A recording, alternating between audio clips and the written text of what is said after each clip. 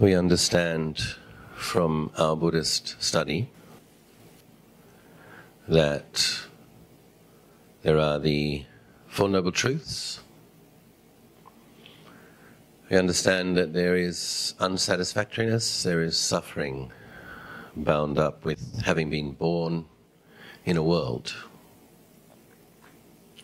with a birth, an experience of life, association with the liked, separation from the disliked,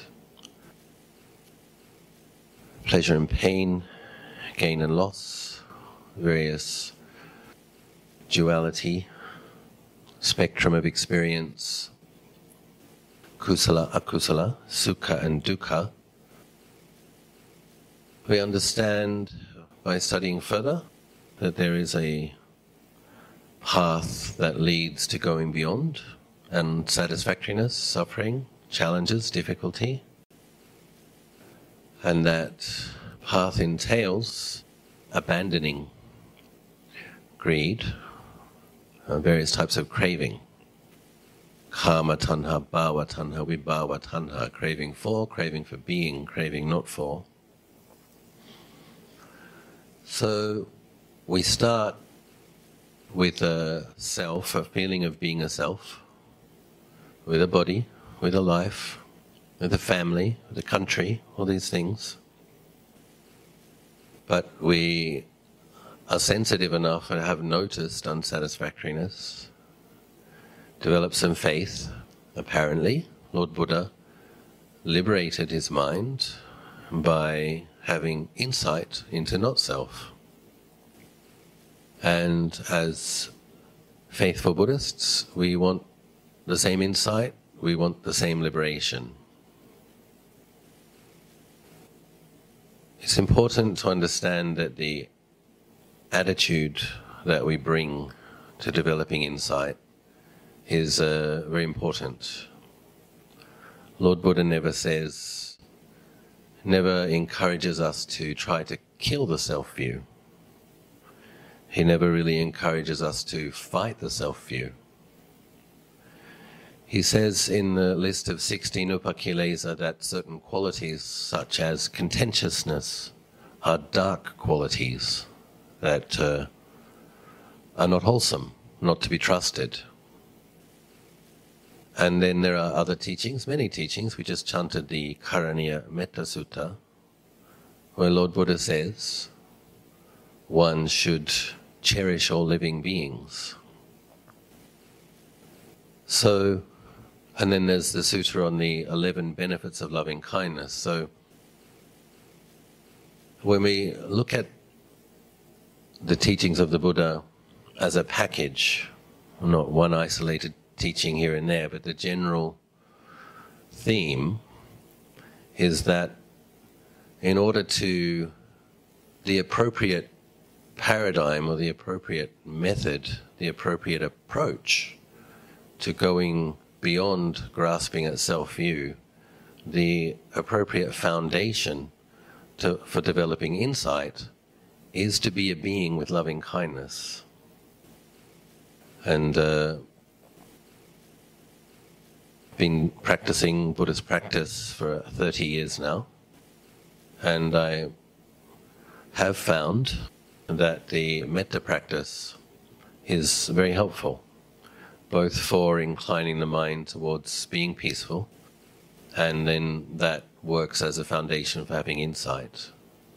So when we're beginning a retreat like this one, we have to check our attitude. If we fed up with the world, fed up with the life, fed up with suffering, on one level it's fair enough. But then there's a lot of aversion there. And we have these three root kilesas. We have the greed, the hatred, and delusion.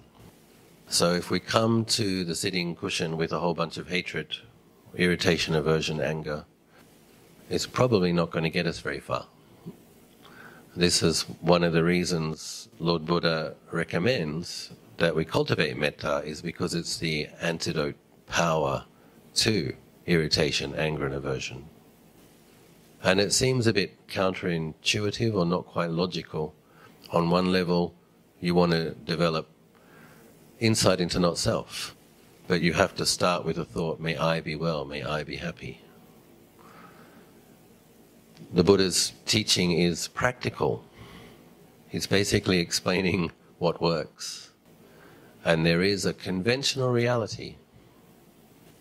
When they talk about the beautiful qualities of the Buddha, one of the things they say is that aside from him being awake and holy, transcendent, the Bhagawan, teacher of gods and humans, they say one of the wonderful qualities of the Buddha is that he uses the ordinary language of the day. So there wouldn't really be much point being a sagacious, liberated, pure being if you couldn't communicate with anybody. So Lord Buddha spent his 4 incalculables and 100,000 eons perfecting qualities, accumulating mountains of merits, in order to lead a multitude to cross over. So he wants to be able to communicate with us. That's why he had 84,000 Dhamma verses. And if you look in the suttas, there's often a phrase, when the amiable and cordial talk was over, Lord Buddha gave this teaching. What does it mean, amiable and cordial? It means friendly, courteous. And there are examples. A king would come. The Buddha would ask him, how's the kingdom? How's life? A great king might complain about all the aches and pains in his body and how he's aging and how the life of a king is difficult with all this warring and whatnot. But the Buddha listened to him patiently, kindly, and spoke with him respectfully. Similarly, I imagine Ananda was famous for knowing the right time. Venerable Ananda was famous for knowing the right time for different types of people to come and talk to the Buddha. So there was the time for the farmers, time for the merchants, time for nobility, time for kings, time for monks and nuns.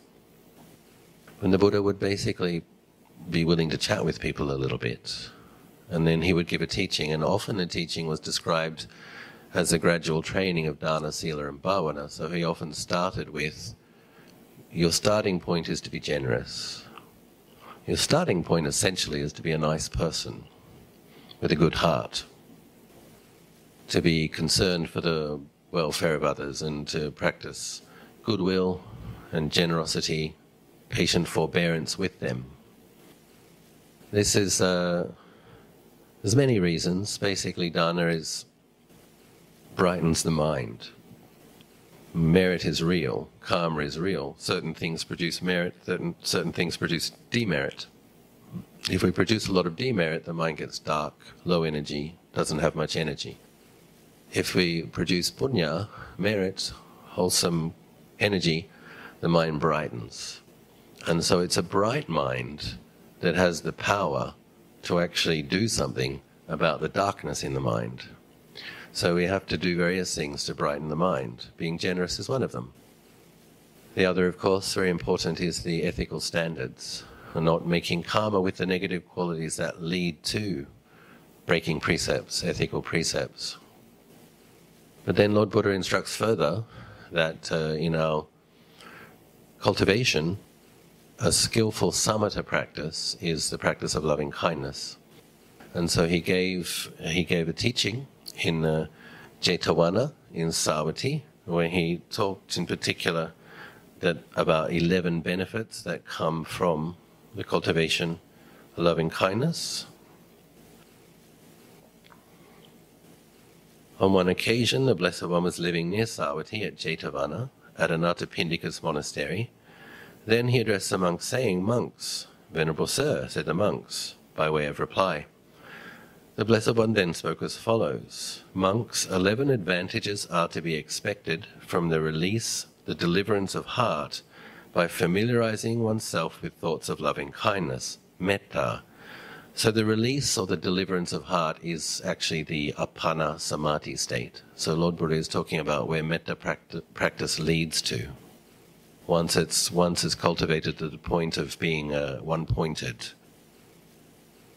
By the cultivation of loving kindness, by constantly increasing these thoughts, by regarding loving kindness as a vehicle and also as something to be treasured, by living in conformity with these thoughts, by putting these ideas into practice and by establishing them. What are the 11? So I'm going to read that again because it's not a very long sutta, but it's very pithy. 11 advantages are to be expected from the deliverance of heart by familiarizing oneself with thoughts of loving kindness. So Lord Buddha doesn't just stop there, familiarizing oneself with thoughts of loving kindness. He says further, by cultivating loving kindness. He says further, by constantly increasing these thoughts. He goes further, by regarding loving kindness as a vehicle. He goes further, as regarding it as something to be treasured.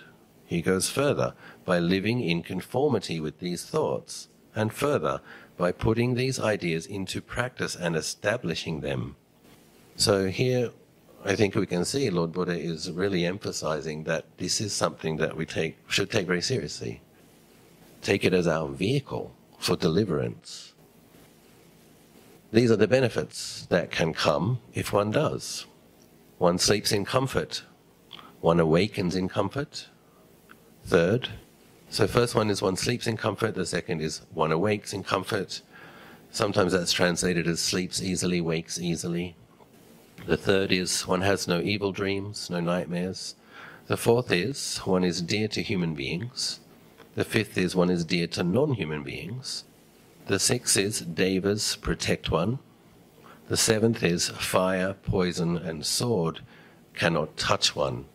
So this is to be understood that if one has it to the jhanic level, if one has metta jhana, Lord Buddha is saying that poison and fire and sharp weapons will not be able to harm one, which is pretty amazing actually. So 8, this is very interesting to those of us who are interested in mental cultivation. One's mind concentrates quickly. 9, one's countenance is serene. 10, one dies without being confused in mind. 11, if one fails to attain arahantship here and now, one will be reborn in the Brahma world. These 11 advantages, monks, are to be expected from the release of heart by familiarizing oneself with thoughts of loving kindness, by cultivating loving kindness, by constantly increasing these thoughts, by regarding loving kindness as a vehicle, and also as something to be treasured, by living in conformity with these thoughts, by putting these ideas into practice and by establishing them. So many people have done many retreats, and many people want their mind to concentrate easily. And many of us wonder, why doesn't it? And Lord Buddha is giving us a very big pointer here. For one who truly does cultivate loving kindness, the mind concentrates easily. He also gives us some hints in these brief paragraphs. By familiarizing oneself with thoughts of loving kindness, that's the beginning. By familiarizing oneself with thoughts of loving kindness. So that's how it starts. And then cultivating loving kindness. So this isn't yet the jhanic state, obviously. But this is the foundation of what will lead to it. Lord Buddha is helping us see the stages. Familiarizing oneself with thoughts of loving kindness, by cultivating loving kindness, by constantly increasing these thoughts, by regarding loving kindness as a vehicle, as something to be treasured, by living in conformity with these thoughts, by putting these thoughts into practice and establishing them. That's how the mind becomes able to be released into the absorption state of loving kindness. So, Thanajananand, our main teacher, Venerable Jayananda and I, in Thailand, explains that the 4 foundations of mindfulness should be cultivated with metta as a support.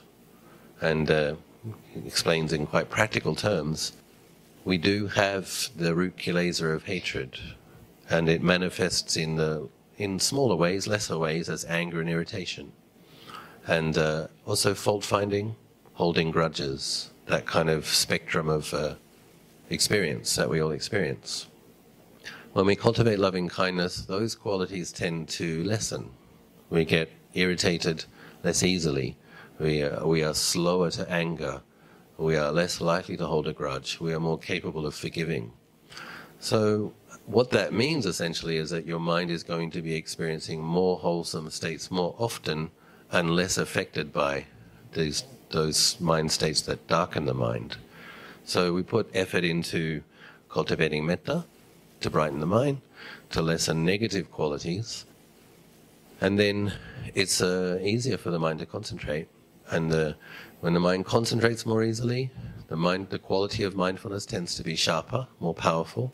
More mindfulness, you tend to see what's affecting your mind more clearly.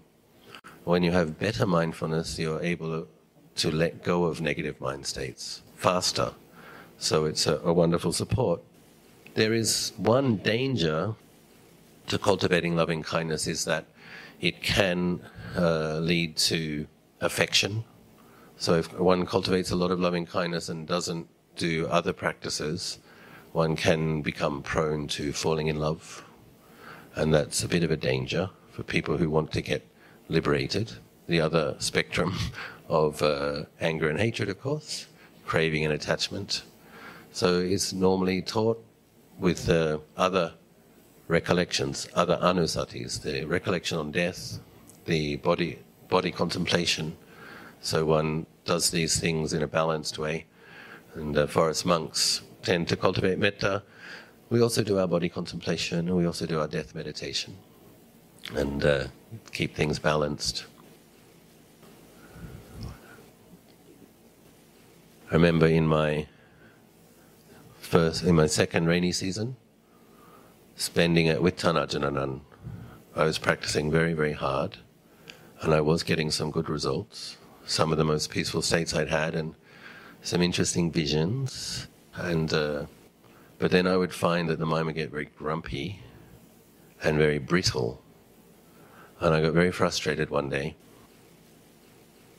I was cleaning up the Dhamma hall, and the monks were taking a long time. We couldn't have our cup of coffee or our glass of juice until all of the monks had finished their chores. And I was sitting in the hall waiting for the other monks to come, and I thought, you know what, I'm going to skip the tea and the juice today, I don't care. I kind of walked up the hill in a bit of an impatient state. Well, when I walked up the hill, in those days there was about 20 monks at Wat Mapjan. It was a small monastery, quiet monastery, and it was like 26 years ago, 25 years ago. And then Tanajanan was standing in the road. He was the only monk there. And I fell to my knees in front of him and I said, Tanajan, when will it ever get any better? I experience these peaceful mind states. I feel like I'm close to Nibbana. I see beautiful things, and the next day I feel so grumpy and I feel far from Nibbana. I'm not seeing anything radiant. He said something very interesting. He said, in 5 years, it'll be a little bit better. Oh, and that's not what I wanted to hear. I remember saying, tell me, Master, tell me. Oh. And then he said, in 10 years, it'll be even better. And then he said something very interesting. He said, you're actually trying too hard. You're trying too hard. And when you try with a lot of willfulness and a lot of determination, he said it's like there's this bucket that's full of water and there's silt at the bottom, and you're taking a stick and you're whacking it really hard. And then all this silt comes up, clouds the mind. So you can get some good results if you try really, really hard, but it's not sustainable. And he said what you need to be aiming for is a consistent good effort, not a heroic best effort for one day and then a grumpy second day. And then he told me further, what you need to do, Ajahn Achalo, is start each meditation with 5 to 10 minutes of metta, keeping in mind that I was very irritated with all of the other monks in the monastery, taking so long with their chores. You need to do metta for 5 to 10 minutes of every sit. And then he said, and on that foundation of goodwill, you need to contemplate not self. Hundreds of times, thousands of times, tens of thousands of times. So it's very good advice. And it's true, after 5 years it was a bit better. And what is the, you need to contemplate not self thousands of times, tens of thousands of times. So there's a huge sense of self that's going to be enlightened by the end of the week, right? I'm going to be enlightened, not like these other monks. You know, it doesn't work. It doesn't work. If you're coming from a big sense of self that's going to get enlightened in a hurry, that doesn't work. What does work is patience, consistence, balancing your samatha practice with your contemplative practices, and then plodding consistently for a period of weeks, months, years, decades. That works. And then the insights come in their own time. We have to lay the causes for insights, but we can't make them happen. So whenever there's a really strong sense of self, a lot of willfulness, maybe you can make the mind bright for a while, but it's not very likely that you'll have an insight into not self, because you're making too much karma with the self view.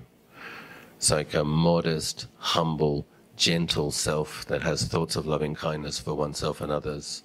That's the kind of self. Tanajananand says, I once asked Ajahn, do devas get enlightened? Can devas get enlightened? And he said, only devas get enlightened.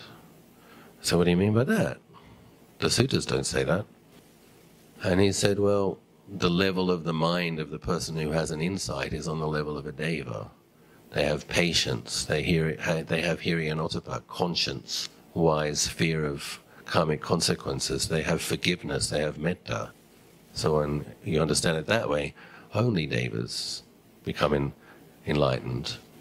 And so Tanajan trains people to be what he calls manusa devo, to be truly human first, and keeping the 5 precepts.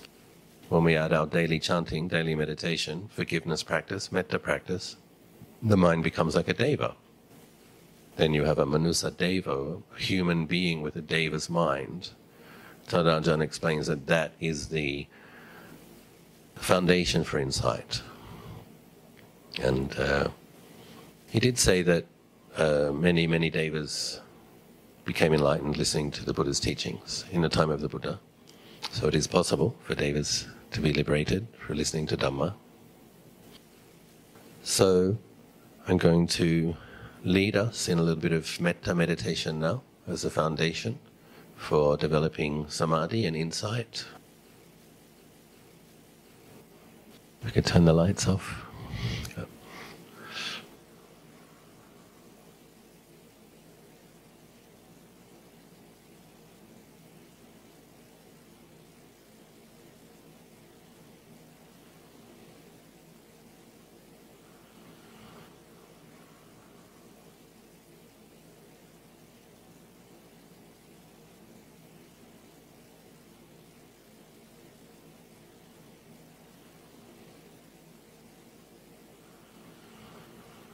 So we continue to be aware of the breath. When we do the metta meditation, we're not going to be aware of it in as much subtle detail.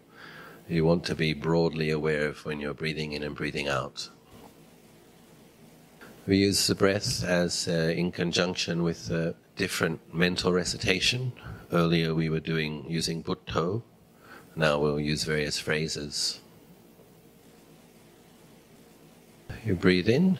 You make the simple wish, may I be well. Breathing out, making the wish, may I be happy.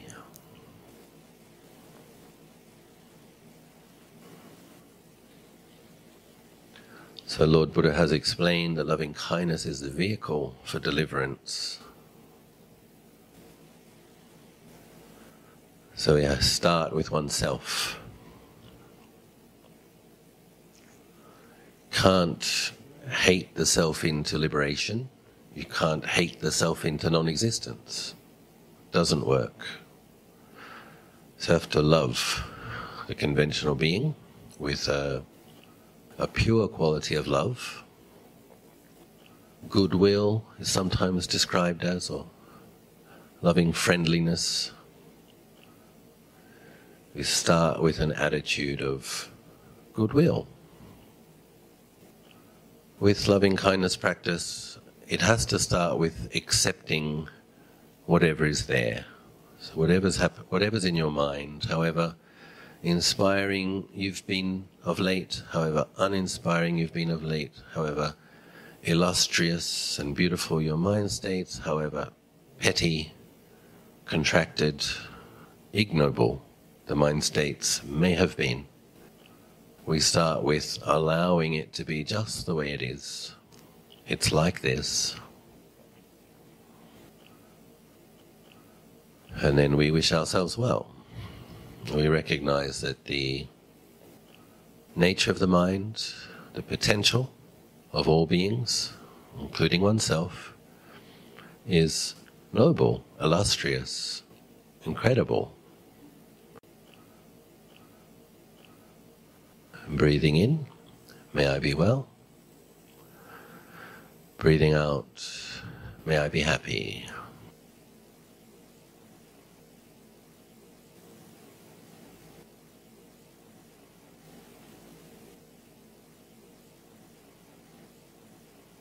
When we say these words, we try to give rise to a warm feeling of goodwill, a human good-heartedness. Same kind of energy that if your good friend came to visit you, you were happy to see them and you wanted to know how they are, radiating some eager friendliness, happy to see them, wishing them well. We offer that same energy to oneself, breathing in, may I be well, holding the warmth of loving kindness in the area of the heart. Breathing out, may I be happy.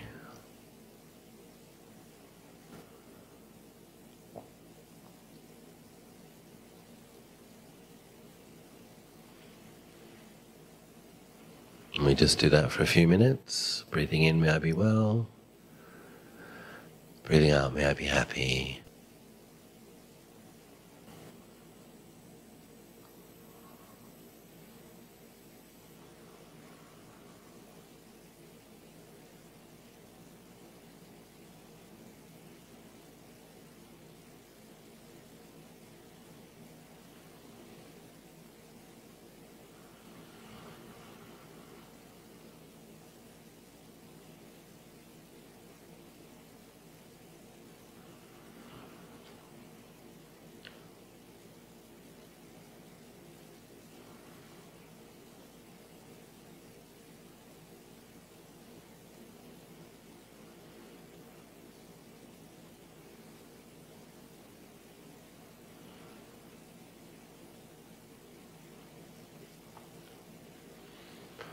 Just allowing the warmth of loving kindness to arise and then irradiate in the heart area.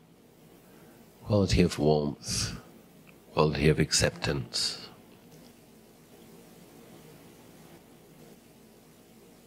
However the mind is today, on this occasion, this is our starting point. It is as it is. And drop the loving kindness in the citta.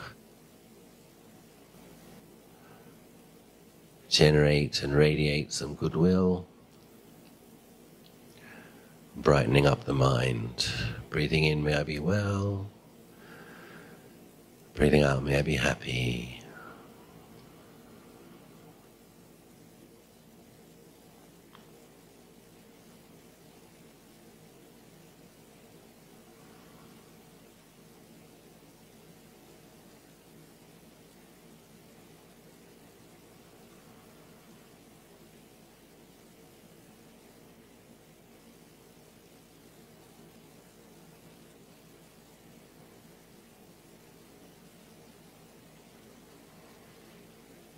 This first stage is very important. Oftentimes people skip over it quickly.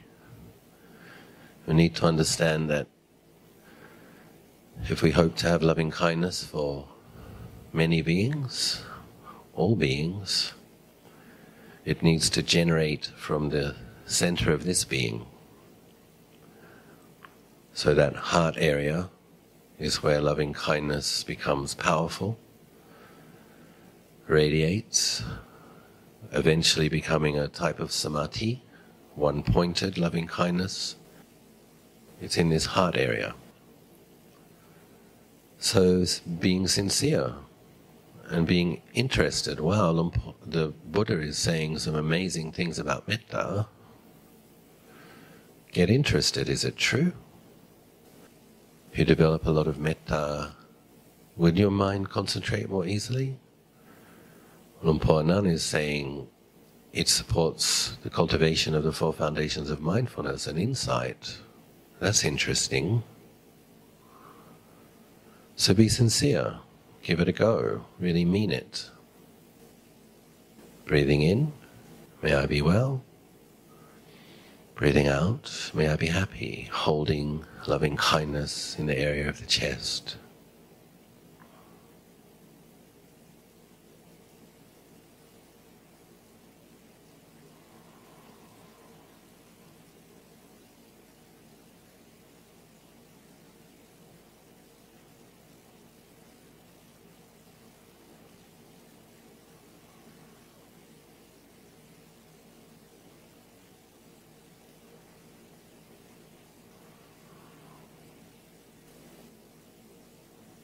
Breathing in, may I be well. Breathing out, may I be happy.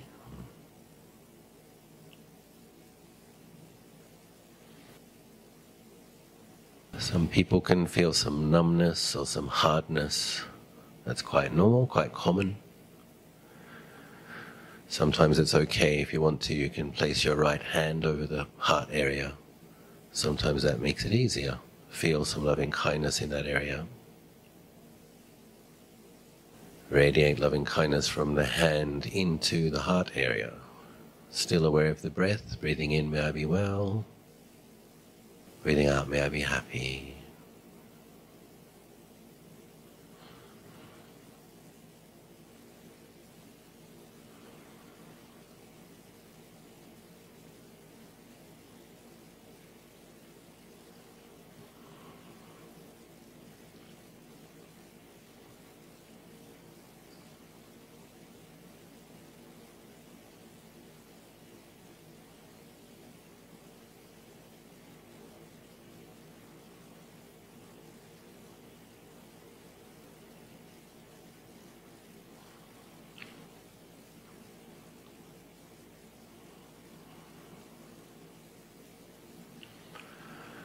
I'd like you to think of one other person for whom you feel goodwill, for whom it's easy to have goodwill. A close friend, a teacher, a parent, someone who was like a parent, just one person. Breathing in, wishing may I be well. Breathing out, may this other person be well. You can see them in front of you, smiling. On the in-breath, radiating loving kindness inwardly. On the out-breath, radiating loving kindness outwardly to this other person. Now you don't need to send your metta 10 kilometers, 100 kilometers the other side of the world. You bring with your mind that person before you. You radiate from your heart to the thought and perception of that person. Breathing in, may I be well. Breathing out, may this other dear person be well, be happy.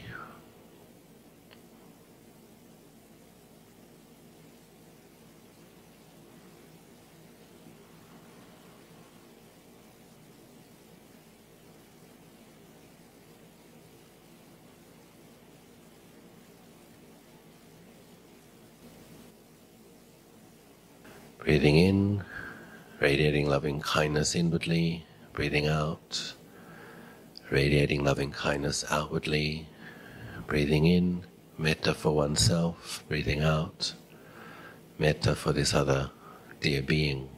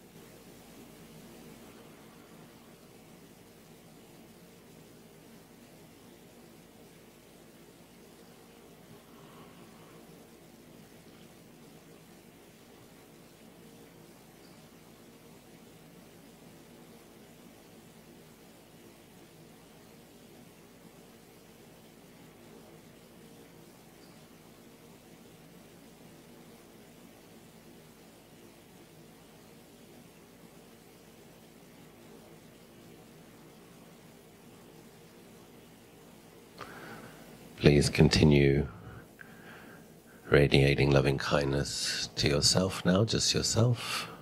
Breathing in, may I be well. Breathing out, may I be happy. I'll tell you a little story. I once met a monk called Ajahn Jamnian from southern Thailand, Krabi. I met him in California at Abhayagiri,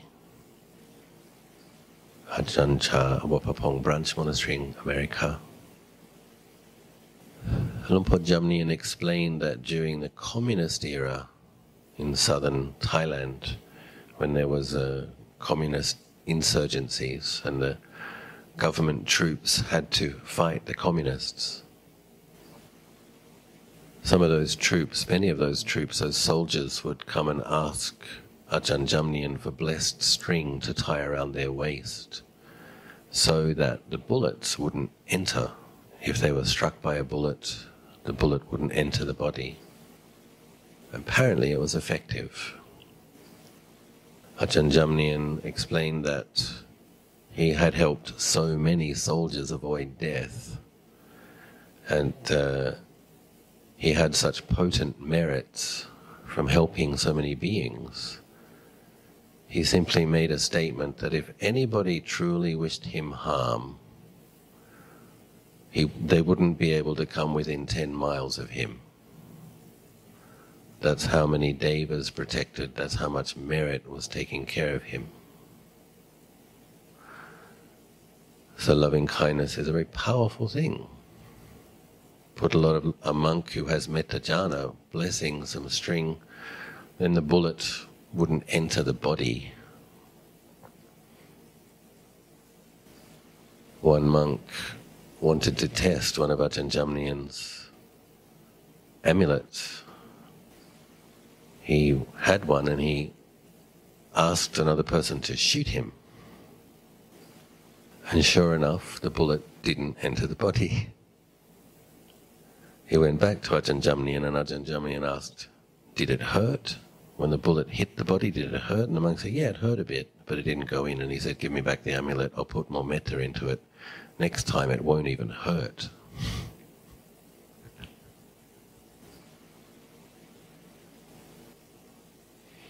I'm confident that Ajahn Jamnian's metta jhana is very strong, something he's been cultivating for lifetimes.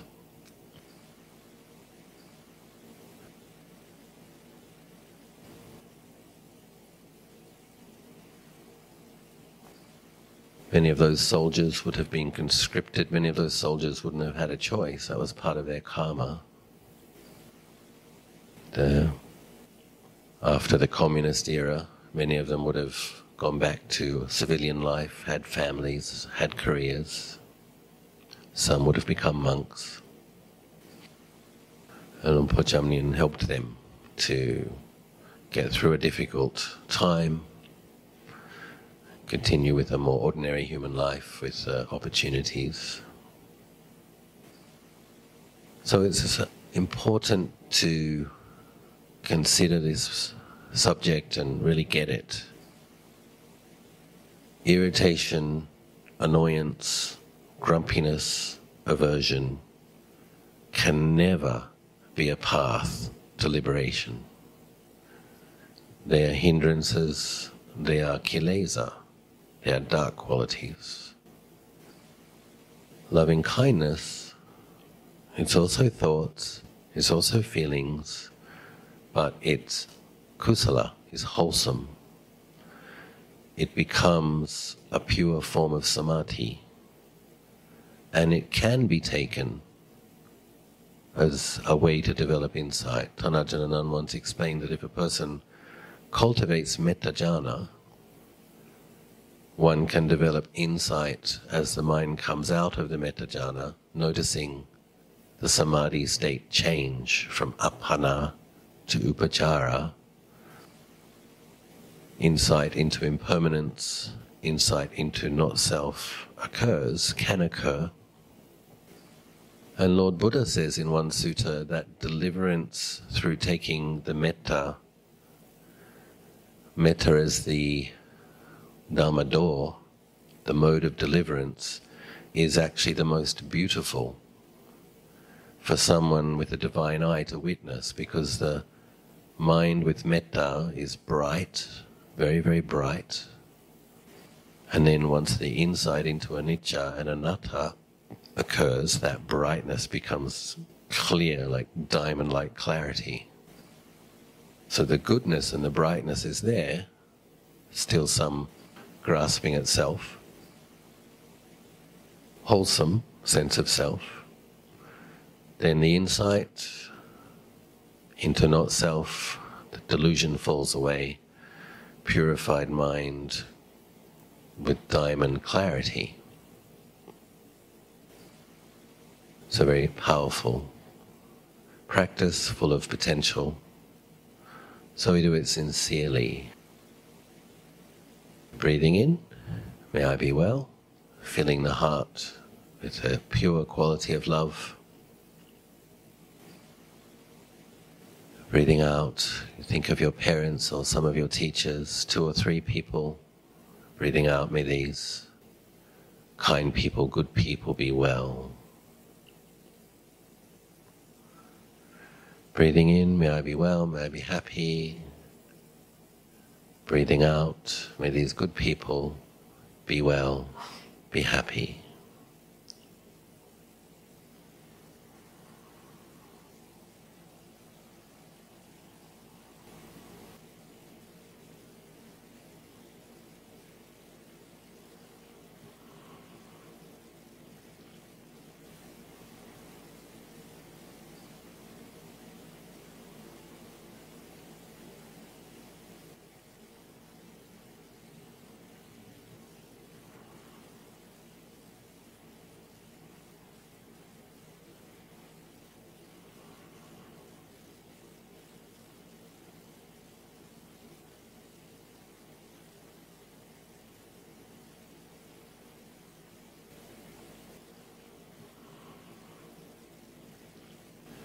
Breathing in, may I be well.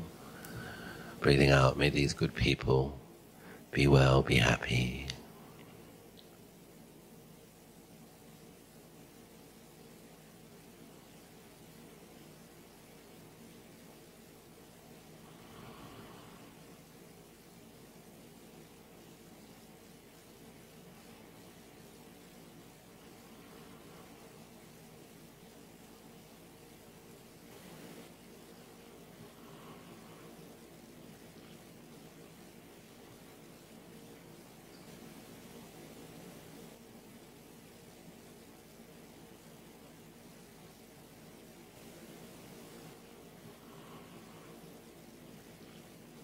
Coming back to the perception of just oneself, breathing in, may I be well, goodwill held in the heart, breathing out, may I be happy, loving acceptance, loving kindness, holding metta in the heart and chest area.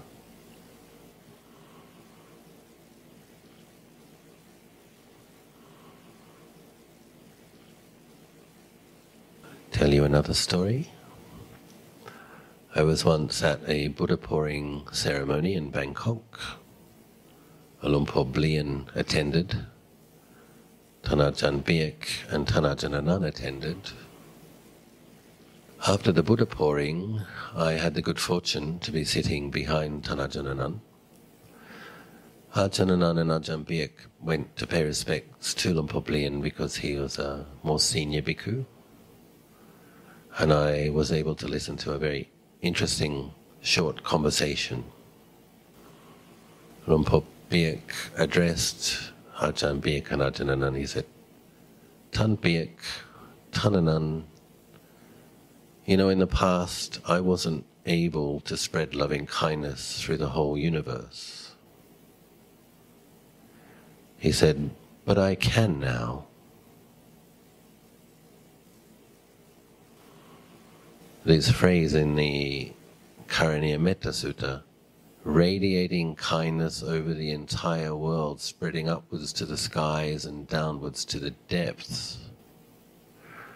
So I met a monk who we believe to be liberated, talking with other liberated beings, saying, I can spread loving kindness throughout the entire universe. It's interesting to consider. When Poplian said, in the past I couldn't, but now I can, that means that even after he was liberated, he continued with his efforts to be able to spread loving kindness through the entire universe. Why? It's a good thing to consider. Why would an arahant continue to develop his abilities so that they were maxed out, maximum ability? It suggests that it's utterly wholesome, utterly noble, utterly worthy. The next statement he made to Tanajan Biek was, but it's better not to be born anymore, isn't it, Ajahn Biek? Isn't it, Ajahn Anan? And they were like, Kap, and Po. 3 beings who are no longer subject to rebirth, saying, yes, it's better not to be reborn. But while they're still in the conditioned universe, they're spreading loving kindness throughout it. I suspect it's one of the reasons that the nuclear bombs don't go off. We still have some of these great beings radiating loving kindness. So just sharing a few stories to help you feel confident that this is a practice embraced by the noble ones, encouraged by the Buddha, utterly wholesome. There can be a bit of a tendency among Buddhist practice to think that loving kindness is, it's nice to be nice.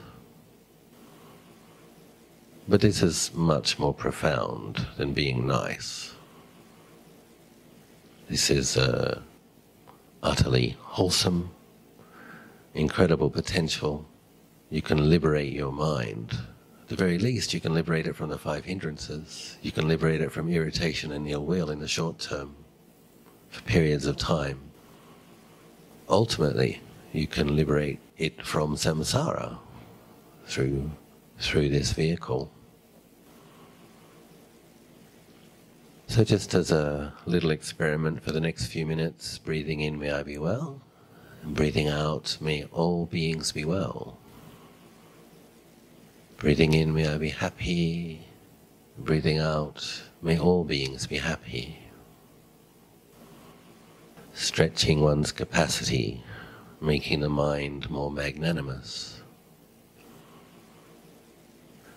Embracing the potential with some interest, enthusiasm. Breathing in, may I be well. Breathing out, may all beings be well. Breathing in, may I be happy. Breathing out, may all beings be happy.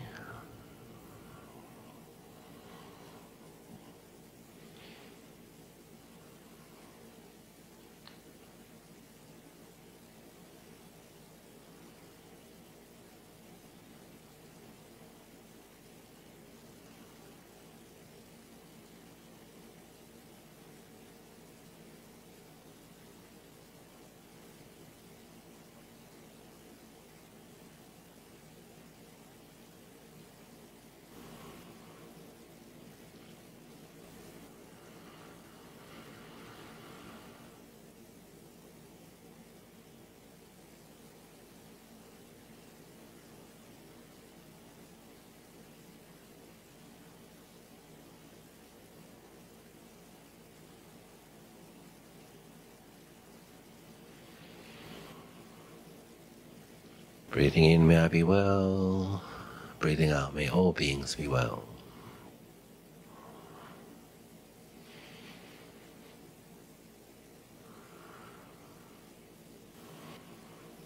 And now coming back to this one conventional being, breathing in, may I be well. Breathing out, may I be happy.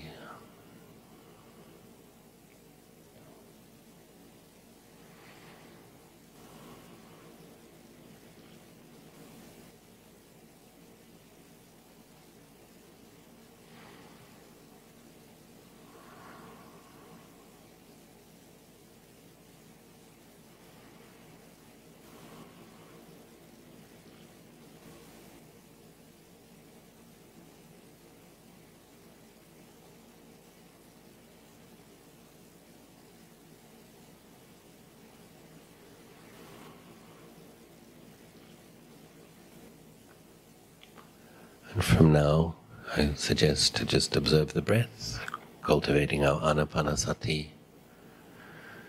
breathing in aware of the in-breath, put, breathing out aware of the out-breath, do.